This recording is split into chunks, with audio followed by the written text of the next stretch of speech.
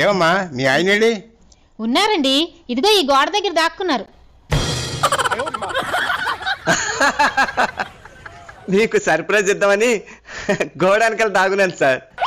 Surprise తర్వాత ఇదివు కానీ ముందు ఇంటే దివ్వు. సార్ నిన్నే మీ అద్దె ఇచ్చేద్దాం అనుకున్నాను సార్. మా ఆవిడికి ఒంట్లో బాగోకపోతే హాస్పిటల్ తీసుకెళ్ళాను సార్. అక్కడ డబ్బులన్నీ ఖర్చు అయిపోయాయి సార్. వచ్చే నెలలో 2 నెలల అద్దె కలిపేసి ఇచ్చేస్తాను సార్.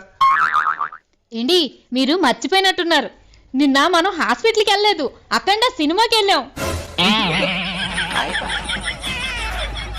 అంటే సార్ ముందు అఖండ సినిమాకి వెళ్ళాం, తర్వాత హాస్పిటల్కి వెళ్ళాం. తర్వాత హాస్పిటల్కి వెళ్ళలేదండి, మనం మటన్ బిర్యానీ తినడానికి హోటల్కి వెళ్ళాం.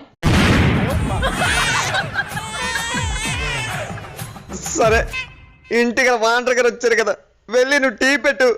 అదేటండి, ఇంటికల్లా వాండర్ వస్తే పచ్చి మంచినీళ్ళు ఇవ్వద్దు.